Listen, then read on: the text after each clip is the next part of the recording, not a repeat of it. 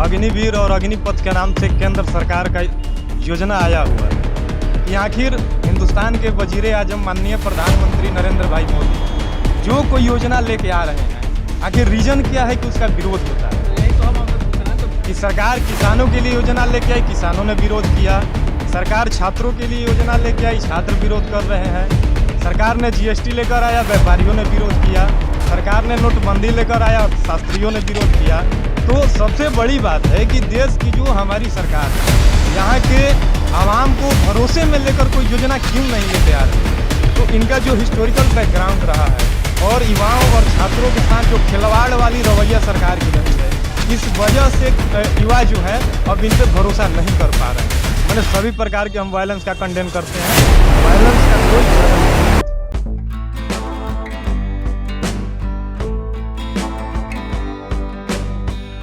नमस्कार, हम हैं अनूप नारायण सिंह और आप देख रहे हैं बिहारी खबर के डिजिटल प्लेटफॉर्म को। हम हैं पटना के डकबंगला चौराहा पर और आज अग्निवीर योजना के विरोध में वाम दलों और आरजेडी ने संयुक्त रूप से बिहार बंद बुलाया है और हम हैं पटना के डकबंगला चौराहा पर और अभी तक कोई बड़ा जत्था पटना के डकबंगला चौराहे पर नजर नहीं आ रहा है। अभी तक जो सूचना है उसके अनुसार बिहार में रेलवे को 5 अरब का घाटा लग चुका है। 9 जिलों में इंटरनेट सेवा बंद कर दी गई है।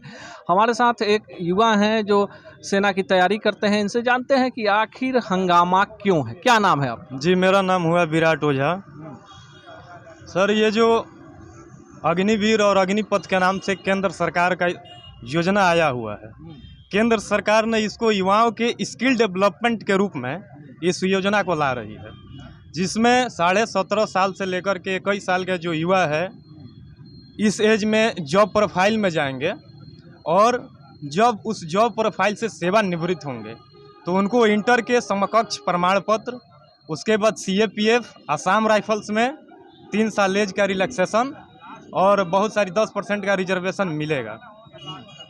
ये जो योजना है सरकार का बहुत ही बढ़िया योजना है स्किल डेवलपमेंट के लिए। लेकिन बात ये है कि आखिर हिंदुस्तान के वजीर आजम माननीय प्रधानमंत्री नरेंद्र भाई मोदी जो कोई योजना लेके आ रहे हैं, आखिर रीजन क्या है कि उसका विरोध होता है। तो यही तो हम आपसे पूछ रहे हैं। तो विरोध क्यों हो रहा है? जब इतनी अच्छी योजना है तो विरोध क्यों? हाँ, तो सबसे बड़ी बात है कि सरकार किसानों के लिए योजना लेके आई, किसानों ने विरोध किया। सरकार छात्रों के लिए योजना लेके आई, छात्र विरोध कर रहे हैं। सरकार ने जीएसटी लेकर आया, व्यापारियों ने विरोध किया। सरकार ने नोटबंदी लेकर आया और शास्त्रियों ने विरोध किया। तो सबसे बड़ी बात है कि देश की जो हमारी सरकार है, यहाँ के आवाम को भरोसे में लेकर कोई योजना क्यों नहीं लेके आ रही है, क्यों छात्रों को भरोसे में नहीं ले रही है, क्यों किसानों को भरोसे में नहीं ले रही है। इसका थोड़ा सा हिस्टोरिकल बैकग्राउंड आप समझिए। केंद्र में नरेंद्र मोदी की सरकार बनने के बाद युवाओं से वादा किया गया था कि हर एक साल 2 करोड़ रोजगार दिया जाएगा। 8 साल हो चुके हैं सरकार के, तो 8 दूनी 16 करोड़ रोजगार होना चाहिए था। अभी रोजगार के नाम पे कुछ नहीं है। 2019 में रेलवे आरआरबी ग्रुप डी का वैकेंसी आया था, 2022 चल रहा है जिसका अभी तक एग्जाम भी क्लियर नहीं कराई सरकार ने। एसएसबी मिनिस्ट्रियल का वैकेंसी 2020 में आया हुआ था, 2022 चल रहा है, उसका भी फिजिकल तक नहीं हुआ। ऐसे ही एसएससी जो कि टाइम टू टाइम एग्जाम लिया करती थी, एसएससी का सीट घटाया गया, एसएससी का एग्जाम टाइम टू टाइम नहीं हो रहा है। तो इनका जो हिस्टोरिकल बैकग्राउंड रहा है और युवाओं और छात्रों के साथ जो खिलवाड़ वाली रवैया सरकार की रही है, इस वजह से युवा जो है अब इन पे भरोसा नहीं कर पा रहे हैं। ये सबसे बड़ी रीज़न है। होना क्या चाहिए? होना क्या चाहिए? हाँ, होना ये चाहिए कि ये जो सरकार की योजना है अग्निवीर और अग्निपथ, ये भी जारी रहे। इसके साथ साथ इनका जो पुराना सिस्टम था वैकेंट करने का, वो भी जारी रहे और युवाओं से संवाद करे, युवाओं को भरोसे में ले और जो पुरानी वैकेंसियाँ है उनको रेगुलेट करे, उसको नियमित करे। सरकार की ये फर्स्ट प्राथमिकता होनी चाहिए। हर एक सिचुएशन जो है ना, सिस्टम का ये झालमेल जो है ना, इसको बंद करना चाहिए। सबसे बड़ा दिक्कत सवाल ये उठता है, जब इतनी जानकारियां हैं, आप सब कुछ से वाकिफ़ हैं, तो फिर ट्रेनों को आग क्यों लगाया जा रहा है? ट्रेन क्या नरेंद्र मोदी का है या देश का ट्रेन नहीं है? नहीं, हम किसी भी प्रकार के वायलेंस का कंडेम करते हैं। हम किसी भी प्रकार के वायलेंस का सपोर्ट नहीं कर सकते हैं, क्योंकि अहिंसा से ही आंदोलन का रुख इख्तियार किया जा सकता है। हिंसा का लोकतांत्रिक देश में कहीं कोई जगह नहीं है।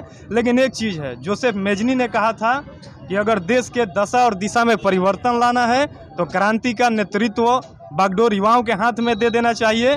तो सरकार की जो गलती है, खामियां है, उनके वजह से नौजवान आज सड़कों पे आ रहे हैं, सरकार पे भरोसा नहीं जता पा रहे हैं। सबसे बड़ी दिक्कत इससे पहले आपने आरआरबी का भी आंदोलन देखा होगा, उसमें भी ट्रेनों को ही निशाना बनाया गया। इस बार आर्मी की बहाली हो रही है और उसमें सरकार ने नए नियम लाए हैं कि दक्ष करना है, अनुशासित करना है युवाओं को, 17.5 साल से लेकर 21 साल तक के युवाओं को। फिर आपको नहीं लगता है कि ट्रेन जलाने से, हिंसा करने से किसका घाटा है? नहीं, ये तो बहुत ही गलत चीज़ है। मैंने सभी प्रकार के हम वायलेंस का कंडेम करते हैं। वायलेंस का कोई जगह नहीं है। रेलों को जलाना ये हमारी अपनी संपत्ति है, हमारे ही टैक्सेस से, हमारे ही घर के बच्चे जो सर्विस में है, बिजनेस में है, हम लोग जो टैक्स देते हैं, और यहाँ तक कि हम किसी एग्ज़ाम देने भी जाते हैं तो इन्हीं रेलों का सहारा लेते हैं। यहाँ तक कि हम टिकट भी नहीं कटाते हैं तो टीटी भी बेचारे हमारे साथ रिलैक्सेशन देते हैं कि चलिए कोई बात नहीं, स्टूडेंट है, एग्जाम देने जा रहे हैं, तो छोड़ देते हैं। तो सरकारी संपत्ति को नुकसान पहुंचाना कहीं से जायज़ नहीं है, बल्कि जो असामाजिक तत्व जो इन छात्रों के आड़ में समाज में अनार्किज्म फैलाने की कोशिश कर रहे हैं, अराजकता फैलाने की कोशिश कर रहे हैं, उनको चिन्हित करके उन पर कार्रवाई करने की ज़रूरत है। लेकिन होना क्या चाहिए? होना ये चाहिए कि सरकार युवाओं को भरोसे में ले, उनको बताए। सरकार जब कोई इलेक्शन होता है, उपचुनाव होता है, तो उनके टोटल विधायक, मंत्री, सांसद सब उतर जाते हैं एक सीट बचाने के लिए। तो आज भी सारे सांसद, मिनिस्टर, विधायक उतर जाए क्षेत्र में, फील्ड में। भाजपा के नेताओं पर हमले हो रहे हैं, इसको आप उचित मानते हैं? बिहार के उप मुख्यमंत्री पर हमला हुआ है, प्रदेश अध्यक्ष पर हमला हुआ है, आपको नहीं लगता है कि कहीं ना कहीं बहुत बड़ी साजिश है? नहीं, ये बहुत ही गलत हुआ है। किसी भी पार्टी के किसी भी नेता पर कोई हमला नहीं होना चाहिए। ये जो है एक कलंक कथा बन रही है। हमारा जो आंदोलन है छात्रों का, उग्र होते जा रहे हैं। कुछ वैसे नेता भी हैं जो आते हैं, जो शांतिपूर्ण जो तरीके से आंदोलन होता है उसमें कुछ वैसा वक्तव्य दे देते हैं जिससे वो हिंसा का रूप ले लेता है, उग्र रूप से। तो इनके साथ साथ उन नेताओं पे भी कार्रवाई की ज़रूरत है। जो परिचय मेरा परिचय हुआ विराट ओझा, और हम गवर्नमेंट एग्ज़ाम की प्रिपरेशन करते हैं, पटना में ही रहते हैं। हमारी भी पीड़ा है, सरकार से हम अपनी पीड़ा आपके चैनल के माध्यम से बताना चाहेंगे कि आर्मी तो ठीक है, लेकिन उन बच्चों का भी सोचिए जो 21 क्रॉस कर चुके हैं। हम लोग जैसे 21 क्रॉस कर चुके हैं, अब हम लोग का भविष्य अधर में लटका हुआ है। चूँकि आपका ना आरआरबी का एग्ज़ाम हो रहा है और बीपीएससी जैसा एग्ज़ाम बिहार के अंदर में, उसमें भी पेपर लीक हो जा रहा है। तो ये कलंक कथा बिहार का है, सरकार को इस पे जिम्मेवारी लेना चाहिए। और दूसरी चीज़ कि बिहार की जो गवर्नमेंट है, माननीय मुख्यमंत्री नीतीश सरकार की जो संस्था चल रही है, इनको दोहरा रवैया छोड़ना होगा। हमने के एगो भोजपुरी में कहावत कहला कि लइको मीठ आ हस्बैंडो मीठ से हम क्रिया के कर खाई। तो सरकार, चलिए देखिए